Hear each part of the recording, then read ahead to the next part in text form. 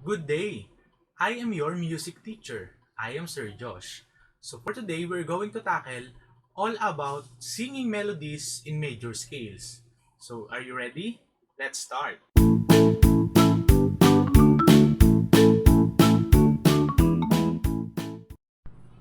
We already know that we have different major scales. So we have three.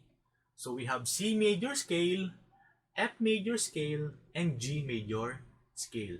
But before we start, we're going to have an activity. So it is indicated in your module. So what you're going to do is to get your notebook. I'm going to play 10 songs. Then you are going to write the title of the song which are familiar to you. Okay? So are you ready? Okay, let's begin.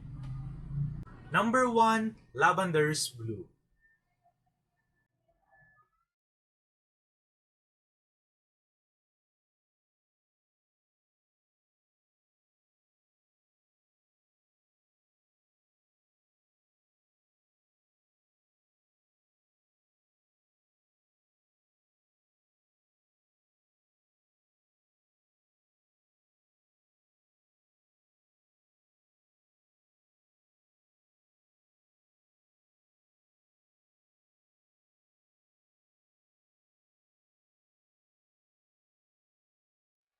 Number 2, Happy Birthday.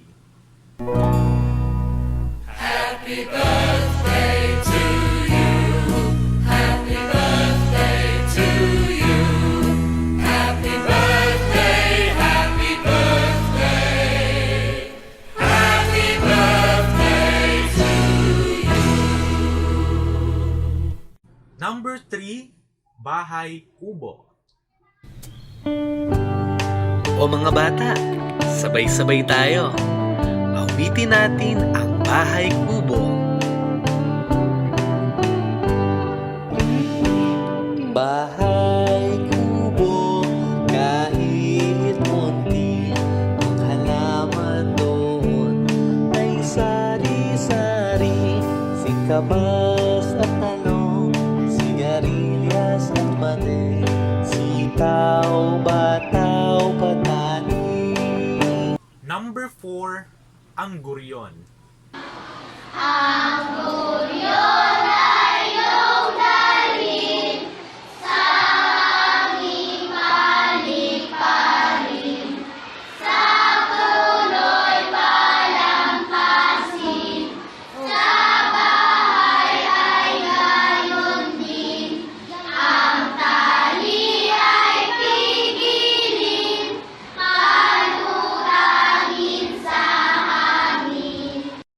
Number 5, Pamulinawen.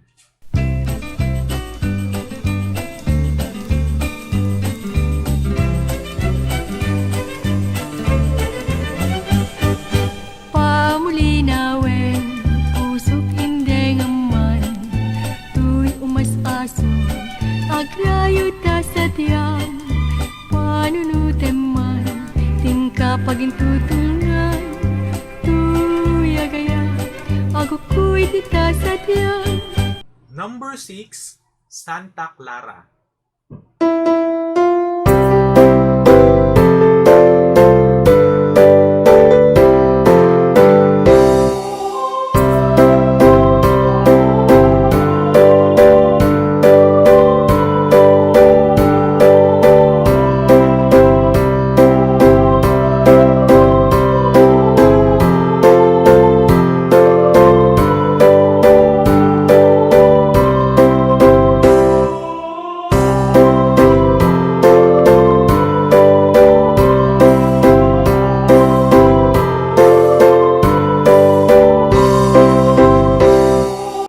Number 7, Pilipinas kong Mahal.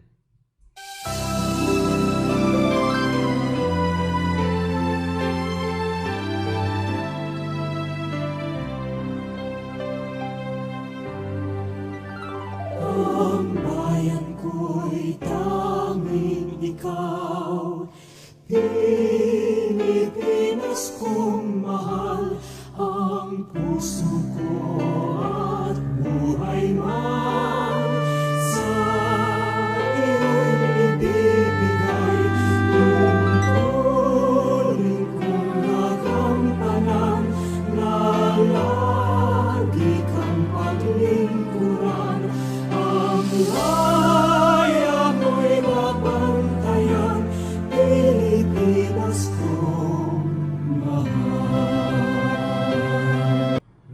8, Manang Biday.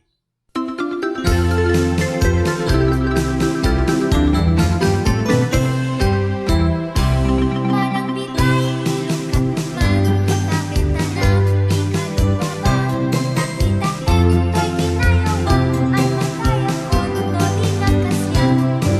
Number 9, Parong Bukid.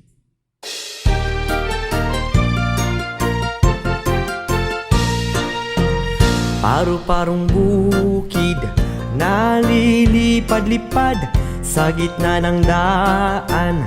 Papaga-pagaspas, isang bara ang tapis, isang dangkal ang manggas, ang sayang deko na isang pyesa ang sayad. May paineta pa siya, may suklay pa mandi. And last one, number 10, Atin Cu pong Sing-Sing. Atin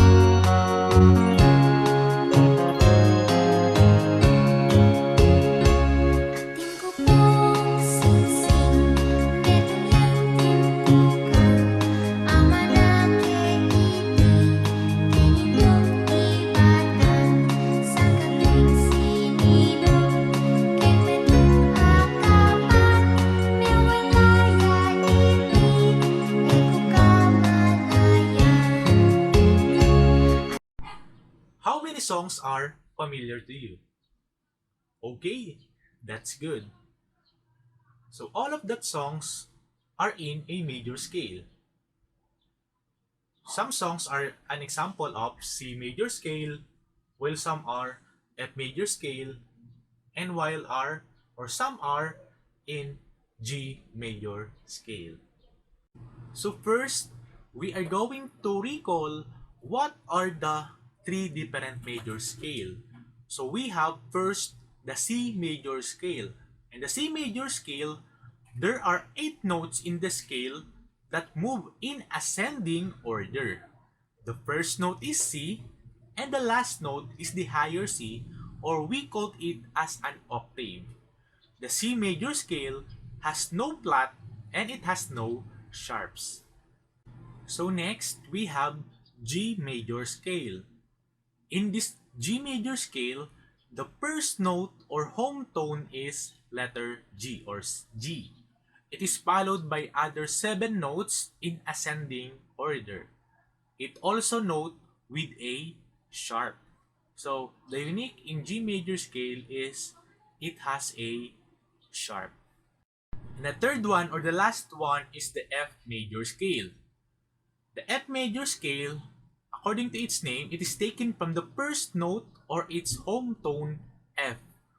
This scale utilizes a flat sign instead of a sharp sign. So in G major scale, it has sharp sign, while in the F major scale, it has flat sign. So those are the 3 different major scales, which are C major scale, G major scale, and F major scale. So now we move to the pitch names. So how can we know or identify the pitch names of a note? Okay, so now we have a staff. So a staff has a 5 lines and 4 spaces.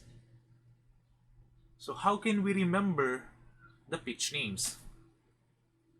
So first, we have the first 4 spaces. So kindly remember the word face. F-A-C-E. So we're going to start at the bottom. The first space is letter F. The second space is letter A. The third space is letter C. And the last space in the upper part is the letter E. Next, we have the lines in a staff. So we need to remember that those 5 lines in staff represented by letter E, G, B, D, F. So we're going to start in the bottom. So we have the first line is letter E. The second line is letter G. The third line is letter B. The fourth line in the upper part is letter D, and the last one is letter F. So, kindly remember the word face, the spaces between the staff, then the 5 lines which are represented by E, G, B, D, F. So, in another word, in order for us to memorize, one mnemonic for us to remember is every good boy does fun. So those are the pitch names of a staff or in the different major scale.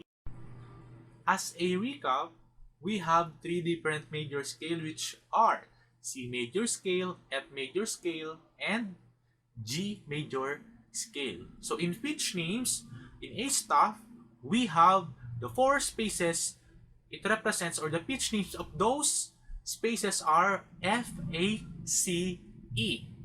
Then the lines, the 5 lines, it represents E, G, B, D, F. Hope you learned something from me today. Till next time, I am Sir Josh. Goodbye.